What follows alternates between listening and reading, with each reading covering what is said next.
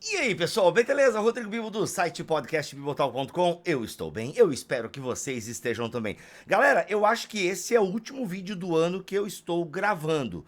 Talvez eu grave mais para deixar alguns ali entre Natal e Ano Novo, mas estou na minha última semana de trabalho. Sim, nós do Bibotalk vamos descansar. Teremos podcast só essa semana, depois só meados de janeiro. Mas por que tanta férias assim? Esse ano falamos sobre cansaço e a gente defendeu o descanso. Então é necessário a gente dar um descanso, inclusive na produção de conteúdo, tá bom? Ah, mas como é que eu vou ficar órfão de vocês? Eu não tô de férias. Assiste coisa passada, vai lá vai aqui no nosso canal no YouTube, vai na página ao vivo. Tenho certeza que tem um monte de coisa ao vivo que a gente fez lá que você não assistiu. Beleza? Mas, ó, qualquer coisa, já tô desejando Feliz Natal pra vocês. Vai ter um BT Papo de Natal que sai amanhã, na sexta-feira, o último BT Papo do ano. E depois vai ter, já teve, né? O último BTcast dessa semana já teve. E também desse ano já teve. A gente não vai lançar nada entre Natal e Ano Novo. Galera, uma pausa. Pra você dar uma desopilada também, enfim. E o último vídeo que eu tô gravando, eu acho que eu vou falar de um assunto que é meio sério, meio delicado. Pra quem sabe ser uma virada de chave. Olha, a galera adora falar, né? Virada de chave pra você em 2024. Mas o ano é 2023. E ainda existem pessoas que se submetem a um pastorado opressivo, a um pastorado bem complicado, abusivo, né? Ainda hoje, pessoas acreditam em cobertura espiritual, que devem ter a cobertura espiritual de um pastor, que é o anjo da igreja, e como se ele tivesse uma autoridade divina para... autoridade divina ele tem. O pastor, o líder da igreja tem uma autoridade, eu não nego isso. Mas a autoridade que a Bíblia fala é um poder para servir, né? É a autoridade que Deus dá, é um poder para servir. A galera fala dessa autoridade como algo para ser servido. Aliás, mano, se eu achar agora, isso seria sensacional. Vocês viram um camarada falando que quando você serve ele, Deus serve você. Mano, eu vi onde isso? Crente Aranha? Existe essa página, Crente Aranha? Meu Deus, existe. Foi aqui que eu vi. Cara, eu não sei se porque é tanta asneira, acho que eu achei aqui. Meu Deus, gente, é muito triste. A minha heresia, que tem gente aqui que vai querer questionar depois. Principalmente os espirituais que assistem live. Ai, que heresia que ele falou. Mas eu posso provar o que eu falo. Você pode até não acreditar. Quando eu me torno servo do pastor, Deus se torna meu servo.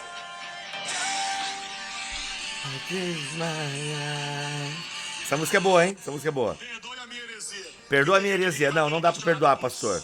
É um absurdo o que o senhor falou. Então, assim, tem essa mentalidade. Quando você serve o pastor, Deus passa a lhe servir. Então, isso aqui, gente, é um vídeo e tal. Tem muita gente comentando esse vídeo aqui. Mas o fato é que existem realmente igrejas e lideranças que oprimem as ovelhas, falando de cobertura espiritual. Se você... por exemplo, tem igreja, galera... Olha, eu vou ler. Eu vou ler aqui um relato que eu recebi. E a partir disso eu quero comentar com vocês. A instituição que estou hoje não permite estudo nem visitar outras igrejas. Inclusive, quem faz isso tem que pedir perdão antes de ceiar. Ou seja, se tu visitar a igreja de um amigo, ver um outro estudo bíblico e tal, você tem que pedir perdão antes de ceiar, tá? Estou me preparando junto à minha esposa para sair, porém, está muito difícil. Sempre congregamos ali.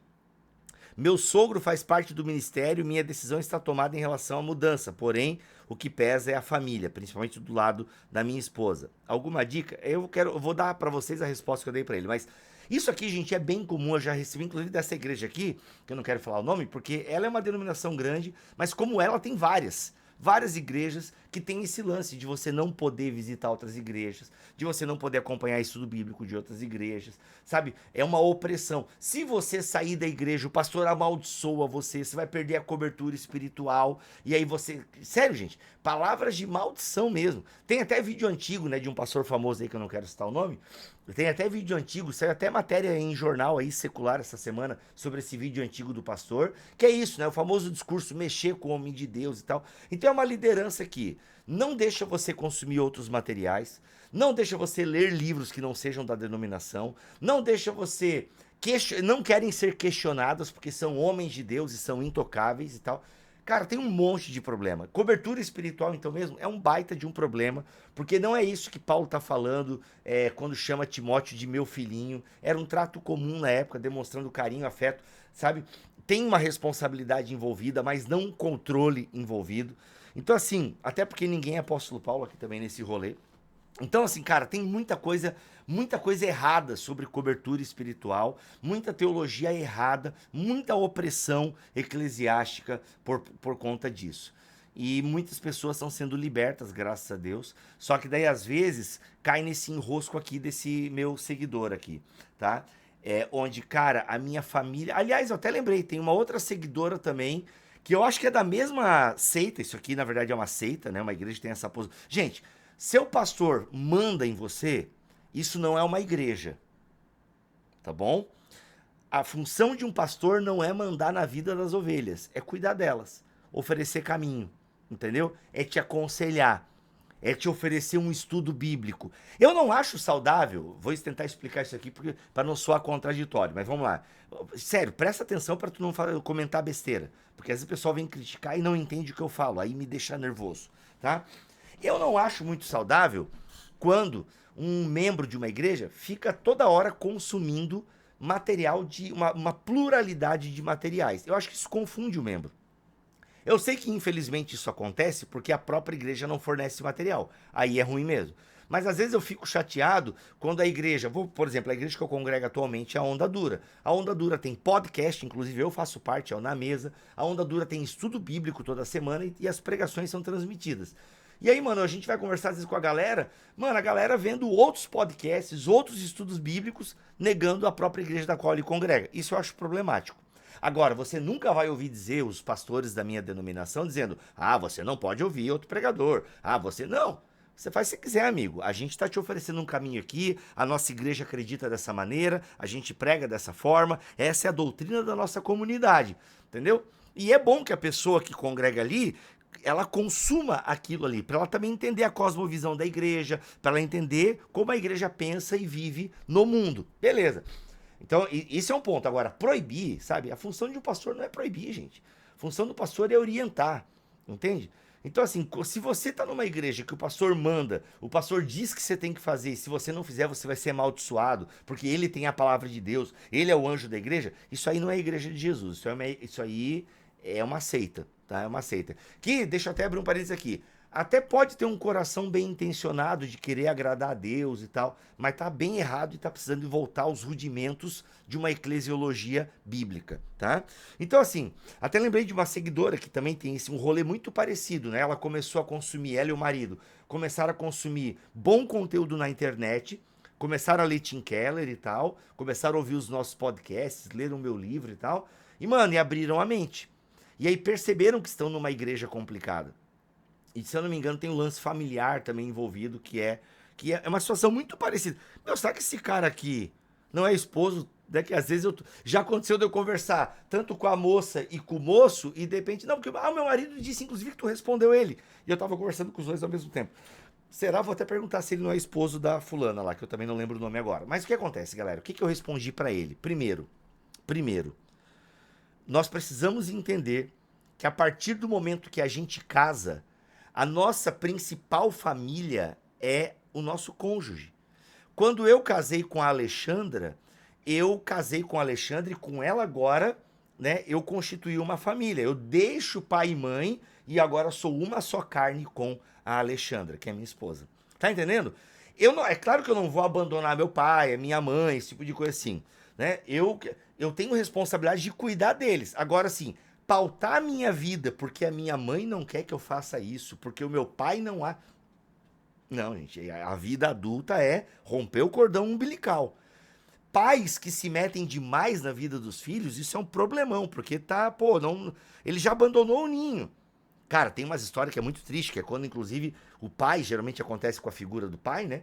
Ele realmente age como um patriarca e com dinheiro mantém a galera. Não, porque todo mundo trabalha na minha empresa e tal, daí com dinheiro ele mantém. É uma pena, porque a galera fica emocionalmente e financeiramente presa num cara que é um vaidoso, que é alguém que, no fundo, não ama os filhos, porque quem ama, educa pro mundo, né? Então, o que acontece? Aí eu respondi pra ele, cara, Tu tá pensando a tua vida por causa, porque vai chatear o meu sogro. Sinceramente, lide com isso, meu amigo. Eu não concordo mais com essa seita, sabe? Então, assim, cara, tu tá pautando a tua vida por conta do teu sogro, da tua sogra. Gente, eu sei que é família. Eu sei. Mas, sabe, primeiro, a família principal é tu e tua esposa. Tu e tua esposa. Inclusive, na nossa igreja teve ano passado um casal que se mudou, eles se mudaram, saíram da cidade e porque estavam querendo mudar de igreja devido à pressão familiar. Cara, encararam, entendeu? Vieram para uma outra cidade, a igreja abraçou, acolheu eles, mas foi muito difícil, uma perseguição familiar, porque eles abandonaram a seita, entendeu? Então, assim, é a vida espiritual de vocês que está em jogo, eu falei para ele aqui. Mano, continue prestando suporte para os sogros, naquilo que eles precisam. O resto é problema deles, se eles estão satisfeitos ou não com a igreja que vocês vão. Sabe? Então, assim, galera, se você descobriu que está congregando numa seita e você não sabe se muda por causa de parente, sinceramente, aí é que você também não entendeu o que Jesus diz quando ele falou que veio trazer divisão. Jesus fala que ele veio trazer divisão. E é justamente nesses casos, talvez. E, aliás, esse exemplo, na minha opinião e na minha leitura bíblica, ele se encaixa muito bem naquilo que Jesus está falando. Porque quando Jesus vem e ele fala que vem trazer divisão entre pai e filho e tal, e de fato aconteceu isso. Pessoas que seguiram a Jesus naquele tempo romperam com a religião oficial e romperam, inclusive, com a família. Porque estavam seguindo um cara que dizia que era o Messias. Então, é algo muito parecido com, eu acho que algumas pessoas precisam fazer hoje. Romper mesmo com a família, entende? Porque a família está vivendo numa seita. E você não entende mais que aquilo ali seja cristianismo. Então, mano, é romper, é continuar amando. Quando, né, pai e a mãe forem parar no hospital, vai lá dar o suporte presencial, financeiro, se for o caso, enfim. Mas, cara, cuida da tua vida espiritual, de tu e da tua família. Entendeu? Cuida da vida espiritual. E às vezes é isso, vai ter que encarar barraco familiar mesmo. Mas faz parte do seguir a Jesus. Essa é a minha opinião. Qual que é a opinião de vocês acerca disso? Quero dizer o seguinte, né, galera? Pô, se você ainda não comprou meu novo livro, podia ajudar a gente aí, né? Livrinho, pô, tá R$19,90 é o preço de capa dele. A Amazon às vezes vende a 16, a Plenitude às vezes a 14. Tá aí os dois lugares que você pode comprar pelo meu link e abençoar a minha vida. Tem a coleção também que tá muito legal, né? A coleção tá bem legal também, tem na Plenitude, tem na Amazon. Vou deixar os dois links para vocês aí. Beleza? E se você ainda não viu esse meu vídeo, ele tá bem legal e é um convite ao estudo da teologia. Tá bem bacana esse vídeo, queria bastante mesmo que você visse. E é claro, né, galera? Vem estudar comigo, aproveita que só vai até o dia 24, tá? Só até... me embolei a minha língua, quase mordi minha língua. Só até o dia 24 desse mês, ou seja, daqui a 5 dias, se encerra essa promoção zaça aí que eu tô dando para você estudar teologia comigo e com os meus amigos em 2024, tá bom?